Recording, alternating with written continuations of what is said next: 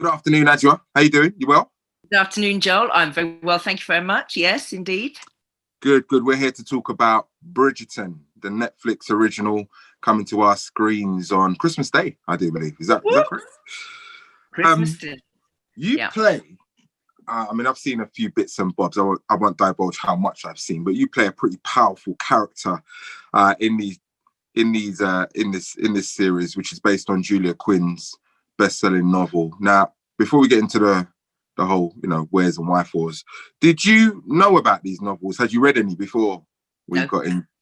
So you was totally unaware of this character, this way over your head. That's fair enough, because it was way over mine as well. So talk about your role, because you're pretty much the star of the show. You're an enigmatic character. Well, no, but don't play it, Adjoa. Okay. Your role in this. So I didn't know Julia's work. I now have all the novels on my shelves, but at the time, she just had not come across my radar. Why?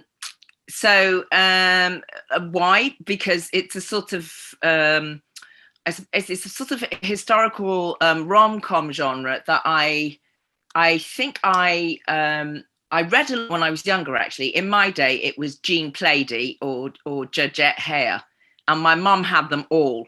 And so I read all of hers. And then when I was old enough to get my own library ticket, I went and got them for myself. So I get the genre, and I get what's really appealing about them, because it sort of gives you a bit of history wrapped up in a lot of romance, will they, won't they, back and forth thing. And with this one, it's even more expanded, because it's sort of dynastic. So you kind of get a whole family. So there's a family called the Bridgertons. Mother, widowed, 8 children. They are wealthy, landed, part of late 18th century, early 19th century society. It's a time of George III, madness of King George. People might know him through that. George III and his wife, Queen Charlotte. So what Julia Quinn has bequeathed to Shonda Rhimes and Shondaland, and they have passed on to the platform that is Netflix, is all of that. And then they've gone back to the historical period and gone, so Queen Charlotte, who was actually a mixed race woman. She was the descendant of an African woman who one can only assume at some point had been enslaved, and Alfonso III of Portugal. When she was born, because I was just, my mum was a history teacher, so I love history. When she was born, people complained about her ugly features, her thick lips and her wide nose. And when she came to the English court, they talked about this mulatto. They weren't thrilled. And whoever talks about that, when they did the movie, Helen Mirren was Queen Charlotte, and did it brilliantly. But there's, as ever, there are little chunks of history where there are vast chunks of history where we get skipped over. So, and we were actually, I'll come back to Lady Danbury in a minute. I'm coming. So we were actually filming at Badminton House, which is out in the Cotswolds. Right. I grew up in the Cotswolds. We were the black people in the Cotswolds in the 60s. There was me, my dad, and my brother. My mum's white, she's English. And my dad still lives there. He is the African in the Cotswolds. When we were filming at Badminton House, which is literally five miles from my yard out there, wow. I just thought, if I had known, and there are paintings of Queen Charlotte in Badminton House, and when you see it, then you see it, and when you look at paintings of this woman on her own, looking fabulous with her children, go online, you can see her. There's lots of images of her. Once you see it, you go, why didn't I ever see that? And it's like, because our expectations are not that we would see someone of color in that period, of African heritage, in those circles. So I just think, if I, as a little girl growing up out in the Cotswolds, if I'd known that I could go to Badminton House and there would be someone who looked a little bit like me, it would have been a really nice thing to know. I can well imagine. I can well imagine. Yeah, it would have been a bit encouragement. So of course, seeing is believing, right? And you know, the thing is knowing that you have a place. So anyway, so for me, that's that sort of, that engagement with history was very appealing in terms of being interested in the job. And then when you meet Lady Danbury, who, when they sent me the sides for Lady Danbury, I just laughed, because she was just like, she's in there. And she is, so she's a Dowager Duchess, which means she's the widow of a Duke. So she's the Dowager Duchess, Lady Danbury. So you immediately know, A, she's married to a Duke, B, he's dead. So she's now a free woman in this period when women were still the belongings of their husband, like a pair of boots or a roof. She is a free woman with a load of money and a lot of power in the social circles of that time. And what you get is, she's a woman that has a walking cane, and I've made sure she's got a fabulous hat. She's sort of fabulous, and she has a real appetite for life. She's sort of joyful. She's just like, so, if you piss her off, if you got something she delights in, she's just front and center and there. And she makes these wonderful alliances with other women in society. She's a friend of the Queen's. There's a humor about them, and there's a wit and a sass and a smartness to them. She's a friend of Lady Bridgerton. Obviously, there are alliances made about, who will love whom, and will they, won't they, and how do we engineer this and how do we engineer that? What do we stop? What do we let pass? All of that. So, and she's linguistically, she has great flourishes. So she's really fun to play. She's sort of fabulous. And when she's present, she's very present. So you mentioned obviously this is a Shondaland, Shonda Rhimes exclusive. This is the first foray. This is the first part of her partnership with Netflix. I'm sure it's going to go on and on and on for years and years and years. She's a stupendous talent, as we all know. But what was it like working or knowing that a woman of such distinction was working at the helm of this project? What was that like for you? Well, it was a great reassurance from the get-go. And also the showrunner is Chris Van Dusen. And Chris has been with Shonda since the early days of Grey's Anatomy. So that you're in experienced, super good, super great storytelling hands. And someone with a great instinct for story and for page turning and for style and a kind of vibration to the piece. Obviously you won't see this, but the scripts, like sitting around the table doing a read through, the stage directions, they're full of such humor and sass, and they're naughty and funny, and you kind of know this is the tone of the piece that they want. And that with a Shonda Rhimes show, that you're getting something where it's like, it's 3 a.m, I could go to bed, or I could just watch another episode. So it's got that sort of addictive, what happens next feel to it. So all of those things are really appealing. Obviously, Shonda Rhimes is for all of us. But for me, as a Black woman in this industry, just making her mark, making her choices, producing amazing shows that are incredibly inclusive for everybody, and also great storytelling, great aesthetics, great style, great wit and humor. Everything about it is appealing. And so to be invited to join the cast of her inaugural show for Netflix, which, as we know, is taken over the world, is just really, really thrilling. And also, to to be black in this country and to have grown up knowing all this history and knowing that you are part of all this history, but never really seeing yourself in it, and having a mum who's a history teacher, and I could go on. So it But sort of ticked lots of the boxes that for actually me. takes me to my next question, actually, because obviously it's set in the 1800s. It's not a typically, it's not a typical British drama, is it? Because of the diversity on show, a significantly black cast, in fact. How did that make you feel? How did that impact on your day to day? You've already mentioned the read-throughs. I can imagine what they were like. But in terms of the accuracy of the depiction of Regency London, what was that like? So several things to say about this. It's not a historical documentary. So let's say that at the get-go.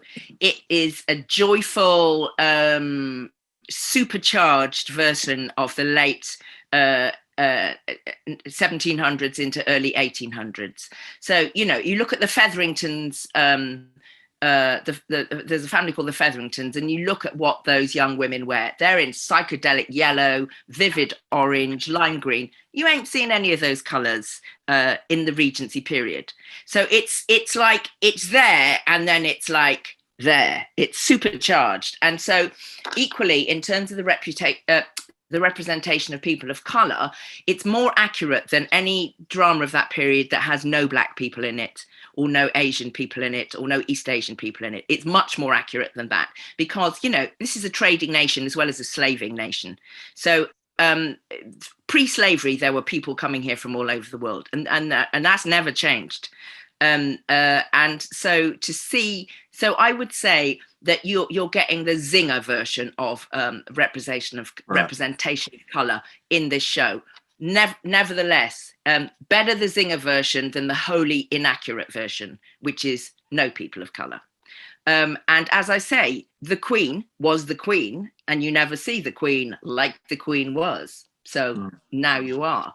And there were certainly people of power and influence, and certainly people who were of colour who were granted estates and positions within the aristocracy at the whim and behest of the monarchy. So that's actually true. And we got, a little bit of information and advice from the great David Olusoga. That there is historical fact fundamentally in base of what you see, but it's drama, and drama will tell the story in the way drama wants to tell the story. You touched on the vivacious nature of the costumes and stuff like that. There are definitely some vibrant colours. Did you enjoy that part of being involved in this? And the lovely thing about this show, and something that I've really appreciated, is that before a stitch was sewn on a costume of mine, I was invited in to discuss the costume, to discuss the styling. So I have a cane. Lady Danbury has a cane. I asked specifically that the cane top be based on an image that comes from West Africa, from Ghana. So there's an elephant under a palanquin, like the Asantehene would have. So I have that on my cane. So whenever I hold that thing, it's about holding a little nod to African royalty. And I have that in my costume. I decided, I was allowed to, we just discussed fabrics. I wanted her to have hats of the day because I like a hat. And I wanted to have something that was speaking about the fact that she's a widow. So she's got a little of the masculine, a little of her husband, as well as the cane, as well as the dresses. So she's sort of embodying the female and the masculine in her look. So, they were incredibly generous to me in that way. Yeah, so I love it. Being a part of this, Adjoa, means that you finish 2020 really strong. Shonda Rhimes, Netflix original, Christmas Day. I mean, there isn't much more bang for your buck that you can get if you're a Netflix subscriber. It means that you, though, personally finish as part of a winning project. But how's the year been, though, for you? Has it been a good one? Listen, I've been in this business for long enough now that I always have enough work to keep me going. Thank you, God. Knocking wood as I say that. And that was the last time she ever worked. No, but I teach young people. I teach at RADA. I teach at Rose Bruford. I teach at an independent theatre place called ICAT. You know, I do workshops with young people all the time. It is brutal out there at the moment. I mean, it's a terrible industry anyway, in terms of, you know, as a parent, you just want to go, I beg you, think of something else. But, you know, it's brutal out there.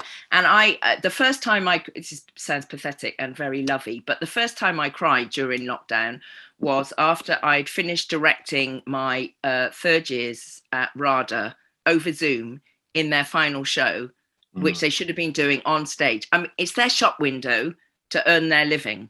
So it's a real basic thing. It's like, if somebody hires you, then you can pay the rent. And they didn't have the shop window because it's COVID times, so they weren't on stage. They had to we had to rehearse over Zoom, which meant they're rehearsing in their bed sits or their bedrooms or their mummy's front room, and occasionally somebody's mum would come in and go, "Can you keep it down, please?" It's like, "Mum, I'm rehearsing," and it was heartbreaking. They did the show. I got loads of people to come on Zoom, actually. I got producers and agents and all sorts to come and watch their work because they were fantastic. We did, you know, we went, okay, we're not doing a reading. We did fights, you know, we had people fighting into the thing and kissing and sharing drinks and food. And we did as much as we possibly could. But at the end of the day, after everybody had given their round of applause and they'd all waved at each other, it's just them in their bedsit on their own, switching off Zoom. And it made me cry because I just thought that could be one of my kids, and they've put their heart and soul into the work. They need a job. They've spent 3 years getting into debt, and who knows, you know, what aggravation it was for them to get into drama school in the first place. And then nothing. Because for lots of people, their first jobs will be, you know, touring shows around community centres or doing theatre jobs or stuff that all involves breathing over people, basically. Yeah. And none of that's available to them. They can't go and get a bar job because they can't. No bar. It's just like, for young people at the moment, that's really awful. So that end of it, I really got. And then the other side of it is, so I'm an associate at the Bush, and I'm associate at the RSC, so quite a small venue and quite a big venue. But, you know, so security staff, bar staff, kitchen staff, cleaners, set painters. It's not just lovies on stage. There's a whole interconnected network of people who it's like an ecosystem, and they all rely on the show happening. I know that Lynette took over at the Bush. What a year to get that gig, and being as young as she is, it's just like there's just no way she's got the experience to navigate these waters. Although she's had to, you know, no one's got a choice either. Now, you know what I mean? Tell you about Lynette Linton, though, Joel. She is young, but she is old. No, listen. You know, and she is power, a tenacity and a mind. I know all about her. Yeah. But the thing about Lynette is that if she can't, she's like a river. If she can't flow that way, she will flow like that, and she will get through. And I have to say, I think that it's the people, it's the Roy Alexander Wises, it's the Bolahan Obasesa, it's the Lynette Lintons running these venues. These, you know, young but experienced. Well, Bolahan's not that young, let's be honest. Who are coming through, who find brilliant ways of making everything live, and are actually really switched on to what is the function of their. Because this is another thing. What is the function of their theatre in the community? Like, theatre are the places to have a cup of tea, where there's a reading group, where you can come and do your homework, where you can be in your little drama group. You know, there are where the elders come for their lunch club. There are a million things that theatres do alongside you know, jazz hands on the stage. So on that level, it's really spoken into all the stuff that's really tough about the coronavirus, which is we lose community, we lose communion, we lose seeing people and being with people. And, you know, the research says when you put a bunch of people in a theatre all watching the same thing, after a while, our hearts all start to beat in rhythm. It's like, it's a physical thing that we are wired for. We're supposed to be with each other, with our hearts beating in rhythm together. And I hope that, you know, along with coronavirus, along with the murder of George Floyd, so many things that have happened this year, we need to understand that the equality of our hearts beating in rhythm is surely what we've got to be aiming for. Because, you know, when people say, now, is there a physiological reason that Black and brown people seem to be suffering more with the coronavirus? You want to go, it's nothing to do with physiological. It's all about social. It's all about economic. It's all about, you know, people who have to go to work regardless because they can't isolate, because they can't afford to stop. People who are, you know, in daily contact with other people as part of their job who don't have PPE. People who can't afford to self-isolate in a room because their accommodation doesn't give them a room in which you know, kids out of school who don't have internet, who don't have a laptop, who don't have access to online, blah, blah, blah, blah, blah. All of this stuff, you know, this year, and that isn't even going into the racial inequalities that we know are just a daily fact of all our lives. This year has been really exposing or care homes, or the way we pay people that actually take care of us, all of that stuff. I mean, it's been a really exposing, only exposing stuff that we already know, but exposing it in a very loud and public way. So please God that we don't just get a vaccine and then think, all right, back to normal then, because that's what's going to happen, you know. Well, that's the fear, isn't it? You know, yeah. the vaccine is going to make everybody comfortable again. For those who are going to take it, that's another issue as well. Or those who even have access to it. Yeah. And that's another issue. Yeah. Yeah. Bridgerton 2, then? Should we expect another season of this? Well, I like that smile on your face, Adjoa.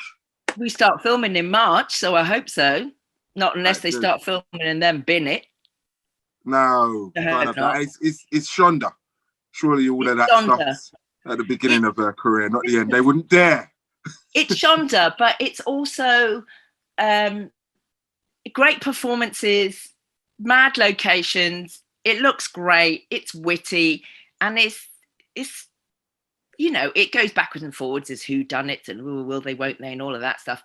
But ultimately, it's joyful, and it's not just mindless joyful. It's joyful, and I think we need as much joy as we can squeeze out of what's left of this year. I agree. Listen, thanks for your time, Adjoa. It's been real pleasure talking to you. Good luck with everything moving forward, and I hope you have a blessed 2021, much more, you know, positive than 2020, even if it was a good one. Right back at you, Joel. Right back at you. Yeah, bless up.